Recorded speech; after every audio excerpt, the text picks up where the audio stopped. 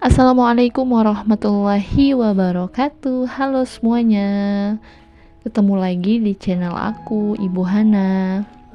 Alhamdulillah hari ini dapat share lagi ke kalian setelah sekian lama nggak upload video, dan sekarang alhamdulillah aku bisa upload lagi.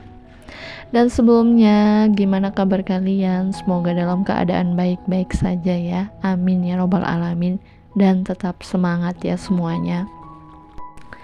Dan di video kali ini aku mau share lagi nih ke kalian tentang budgeting nih teman-teman. Jadi ini video kedua aku tentang budgeting. Semoga kalian suka ya, dan kalian bisa terinspirasi. Selain itu, aku di sini nggak bermaksud pamer ya teman-teman, sama sekali nggak bermaksud untuk pamer atau apapun itu.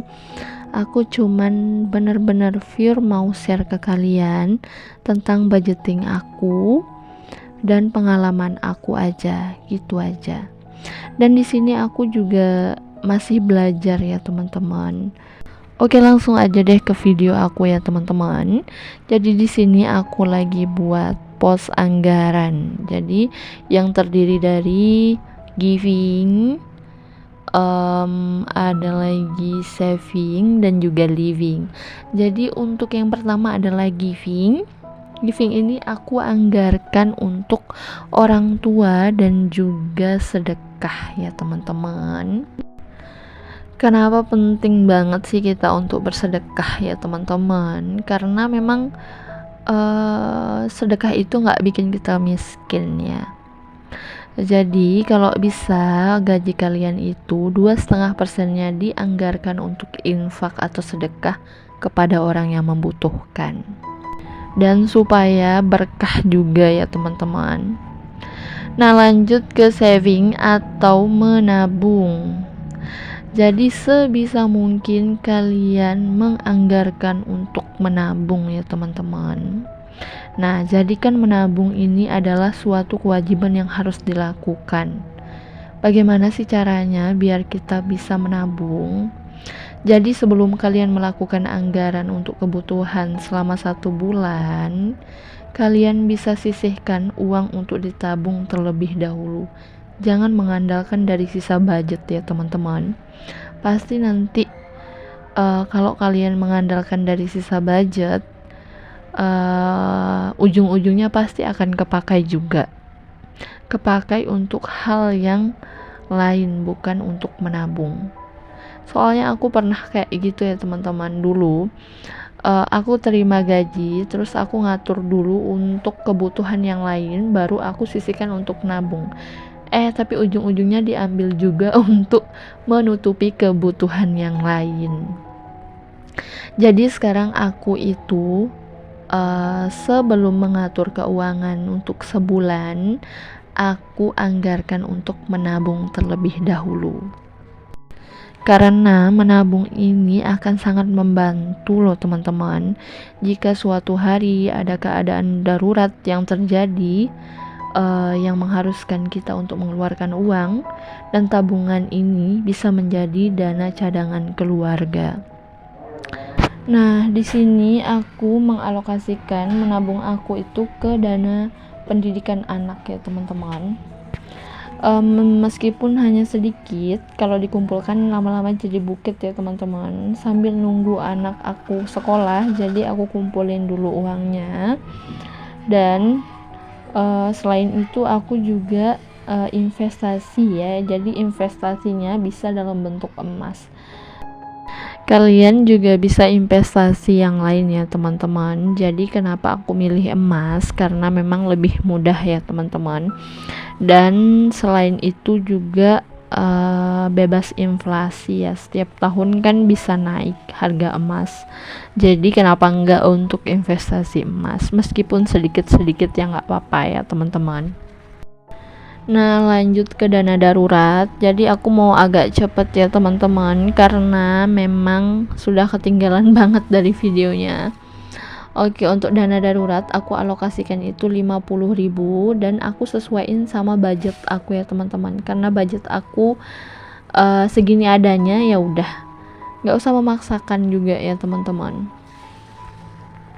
Oke, dan selanjutnya yaitu living ya teman-teman. Kalau untuk living ini adalah kebutuhan kita setiap harinya ya teman-teman, seperti makanan atau hal yang lain. Nah, di sini aku rinciin lagi apa aja sih kebutuhan aku setiap bulannya. Nah, sekalian aja ya aku masukin uangnya ke dompet pintar. Nanti aku jelasin di sini. Jadi aku biasanya sebelum budgeting ya teman-teman, aku nukerin dulu uangnya ya. Jadi uang receh itu biar gampang untuk dialokasikan gitu. Nah, yang pertama tadi adalah listrik. Listrik aku alokasikan uangnya sejumlah 52.000 ya. Dan selanjutnya adalah PDAM. Seperti biasa, aku masih mengalokasikannya 55.000 aja. Nah, lanjut lagi untuk galon dan juga gas, aku alokasikan 35.000. Jadi kadang orang mikir cukup nggak sih 35.000. Jadi aku di sini pakai air isi ulang ya teman-teman. Jadi alhamdulillah cukup sih buat aku. Dan lanjut ke belanja bulanan. Untuk belanja bulanan aku sisihkan itu 150.000. Nah, untuk belanja bulanan ini kalau ditanya cukup nggak sih, sebenarnya nggak cukup ya teman-teman, tapi yang namanya budget kita terbatas, jadi kita sesuaiin aja sama budget kita. Nah, lanjut untuk belanja mingguan. Jadi seperti biasa, belanja mingguan aku jatahin setiap minggunya itu 100.000 ya teman-teman. Nah, untuk budget 100.000 ini banyak banget yang komen ya teman-teman. Ada yang bilang emang cukup 100.000 untuk seminggu, dan ada juga yang bilang nggak mungkin banget ya 100.000 untuk seminggu.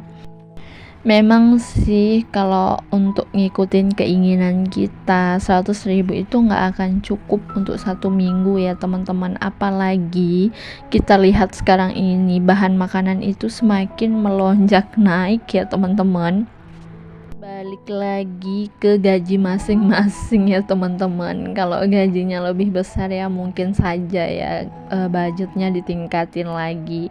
Nah, kalau seperti aku ini, karena keadaannya seperti ini, ya udah ikutin aja dengan keadaan dan budget aku. Dan alhamdulillah sih untuk keluarga aku, budget 100.000 ini lebih dari cukup. Dan intinya bersyukur aja ya teman-teman dengan keadaan kita yang sekarang dan apa yang diberikan oleh Allah kepada kita. Dan tetap berdoa aja kepada Allah, semoga kita selalu diberi kesehatan dan dimudahkan segala rezekinya. Amin ya robbal alamin. Dan terakhir, berhentilah membandingkan hidupmu dengan hidup orang lain ya teman-teman. Dan belajarlah untuk mensyukuri apapun yang kita miliki. Nah, sekian untuk budgeting hari ini. Semoga kalian terinspirasi ya. Jangan lupa like, komen, dan subscribe. Bye. Wassalamualaikum.